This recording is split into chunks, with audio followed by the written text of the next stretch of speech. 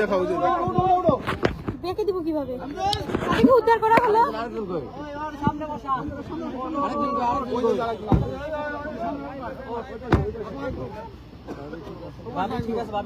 তাদেরকে উদ্ধার করা হলো, এতক্ষণ তাদেরকে আটকে রাখছিল এবং আমি থানায় আসছি। হাসপাতাল সন্ত্রাসীরা ঘিরে রাখছে, হাসপাতাল বিএনপি সন্ত্রাসীরা ঘিরে রাখছে, বিএনপি সন্ত্রাসীরা হাসপাতাল ঘিরে রাখছে, বিএনপি সন্ত্রাসীরা হাসপাতাল ঘিরে রাখছে, বিএনপি সন্ত্রাসীরা জয়পুর সদর হাসপাতাল ঘিরে রাখছে। আমাকে মেরে ফেলার পরিকল্পনা করছিল। বিএনপি সন্ত্রাসীরা সদর হাসপাতাল ঘিরে রাখছে, আমি তাদের নাম জানি। বিএনপি রাজীব ছিল উপস্থিত, রাজীব আমার উপর হামলা করছে, রাজীব ছিল। আর সোহেলের জয়পুরের সোহেলের ভাগনা আলামিন, এই যে দেখেন অবস্থা, আমার দেবরদের অবস্থা দেখেন, এই দেখেন রানা প্রধানের ভাস্তা ছিল, এই দেখেন আমি ভিডিও দেখাচ্ছি, এই দেখেন আমার দেবরদের অবস্থা, এই দেখেন আমার দেবরদের অবস্থা, এই দেখেন ওরা আমাকে বাঁচাতে গেছে, এই দেখেন আমার দেবরদের অবস্থা, এই দেখেন আমার দেবরদের অবস্থা, এই যে আমি থানায়, দেখেন আমার দেবরদের অবস্থা, দেখেন আমার দেবরদের অবস্থা দেখেন। আর কারা হামলা করছে সেটা আপনাদেরকে দেখাই। এই যে দেখেন এরা প্রথমে বাইক নিয়ে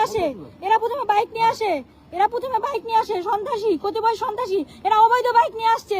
এই কোটি পরা জ্যাকেট পরা লোক আলামিন, জয়পুরের সোহেল, যে টুকাই সোহেল, যে জয়পুরের ইয়াতে রাজনীতি করে, টুকাই সোহেলের নির্দেশে, এই দেখেন এই ছেলে আলামিন না, এই ছেলের নাম কি? এই ছেলেকে সেতু আলামিন, নানা প্রধানের ভাগনা, এই টুকাই।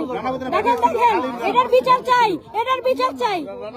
এই দেখেন নানা প্রধানের ভাগনা, এই দেখেন আপনাকে দেখাবো, এই দেখেন বাদন, এই দেখেন বাদন ছিল রানা প্রধানের ভাগনা বাদন, এই দেখেন দাঁড়ান আমি এই দেখাই দিই, দাঁড়ান এই যে এই বাইক যুগে, এই যে দেখেন এই ছেলেকে আপনারা সবাই চিনেন, এই ছেলেকে এই ছেলেকে